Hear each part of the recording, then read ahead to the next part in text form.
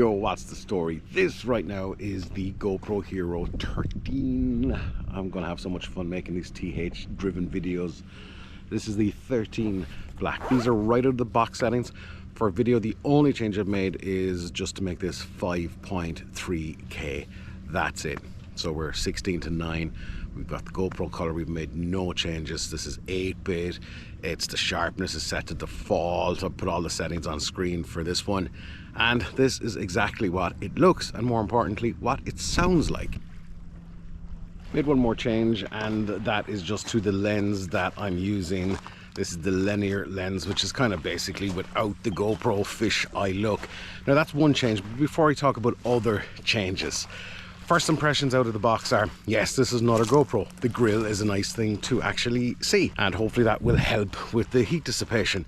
But the thing is, similar scenario, I think I've never had a GoPro except for the last one, the 12, which didn't have an issue with starting the whole thing off.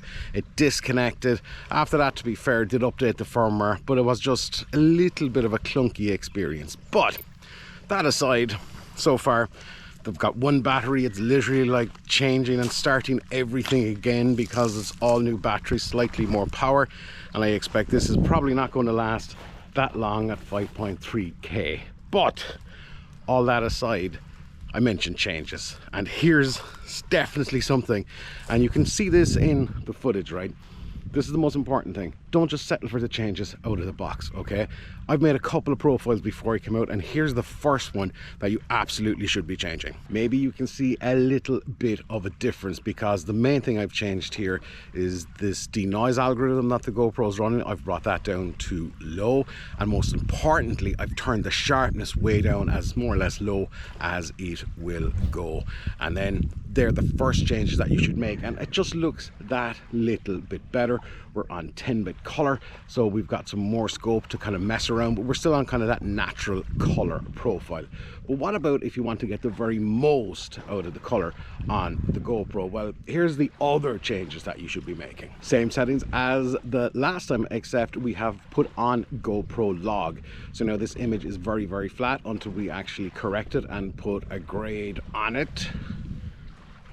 Super cheesy transition of getting a grade on, but you can squeeze a little bit more out of it, and you can kind of make it look how you might. Now I know for most folks they probably couldn't care less, and there's one other thing that I probably couldn't care less about, and that's this HLG HDR. So this is proper true HDR, but you're not going to see this in HDR because, to be honest, I'm not exactly 100% comfortable doing a HDR workflow. It's fine. I find it a little bit cumbersome. So if you do want to go through that workflow, or maybe you want to set up a HDR YouTube channel, this is the actual profile that you would use. But all that said, it's pretty insane to think that there is a little camera that's tiny that's able to do HLG HDR at 5.3K 30 frames a second. There is one new feature on the GoPro Hero 13 that I've absolutely been dying to try, and this insane super high frame rate for like 400 frames per second mode that's going to capture insane slow motion. Now it's at 720p, so I guess we're going to find out next how this actually looks.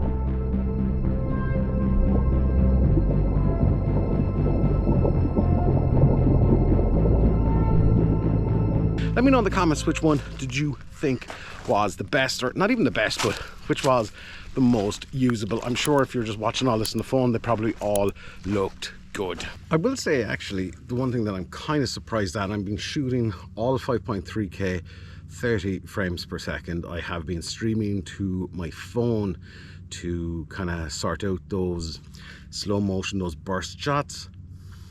Battery's at 75%.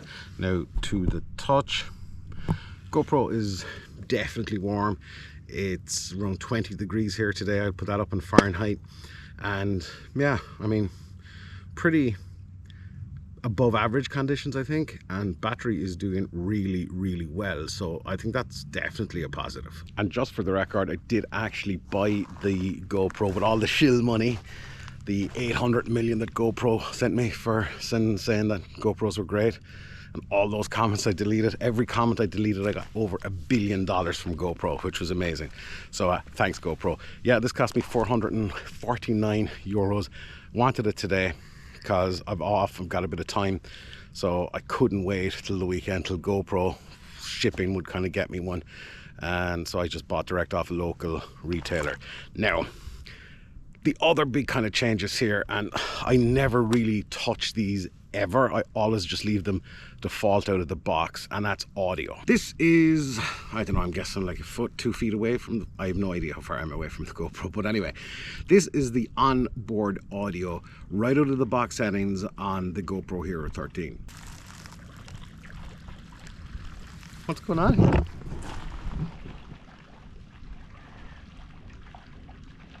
Whale breach, absolute whale breach, gotta be. Nope. Oh, you know when you hear something going on in the water behind you and you can't really see?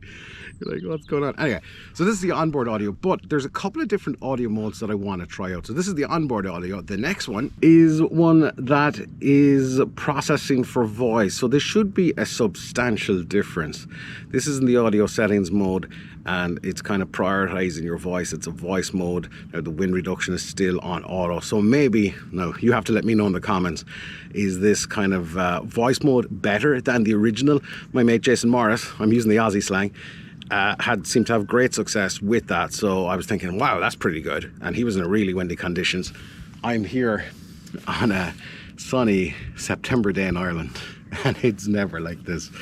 So let me know in the comments which is better, the voice mode or just the standard audio. And of course you can process these to within a nth degree, but right out of the gate, I wonder, is this any better? If you're not relatively new to GoPros, then it's got the same old tricks like the 12 and the 11, the 8:7 aspect ratio, which uses the full sensor, which allows you to basically reframe whatever way you want, which is useful if you're shooting an awful lot of vertical video. It's also got all the usual time-lapse modes and night-lapse modes, and to be fair, they're probably some of the best in the game if time lapses and motion lapses and all those other lapses are your thing.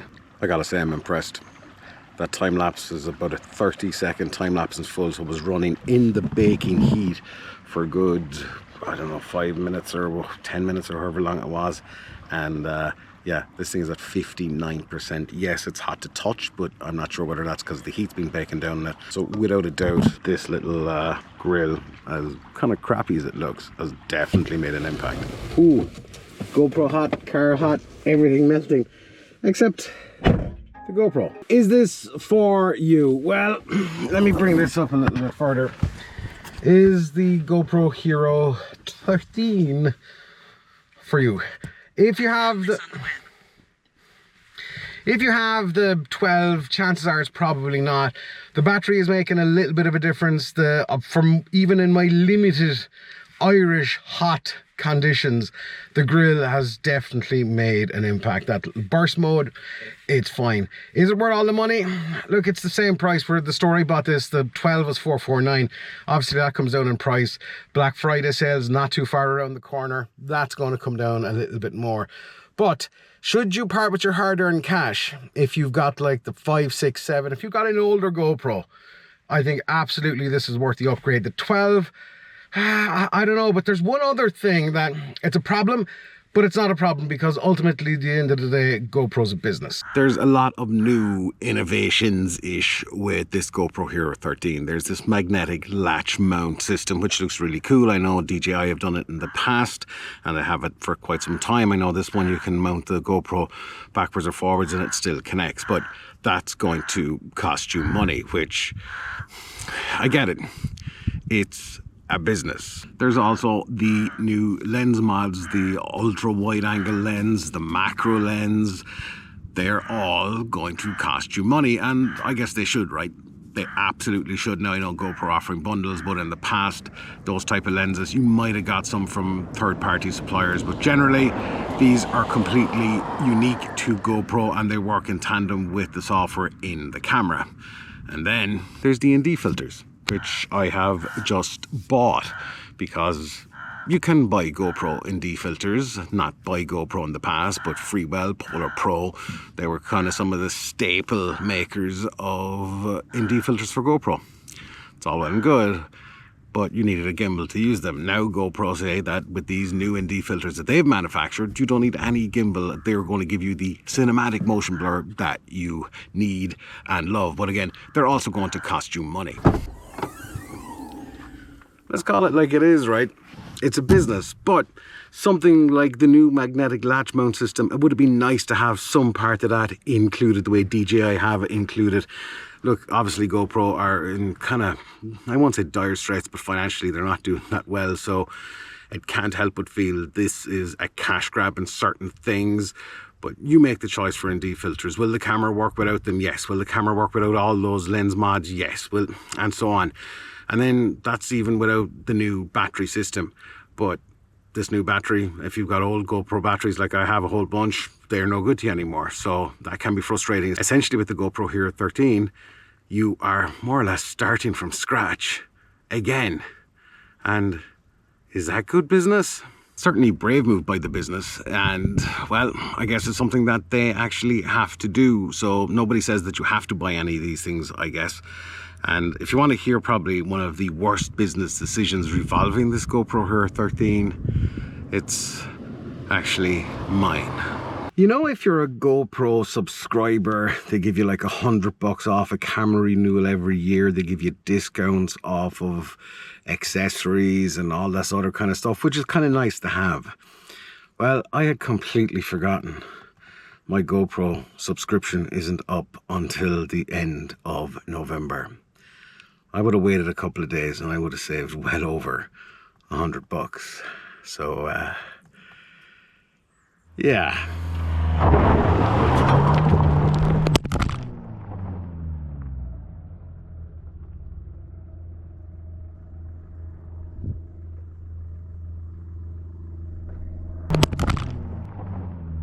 Yeah, the other thing is buy screen protectors and lens protectors. I always do. I'm sure it'll be fine, right? It's GoPro there. Built for this stuff.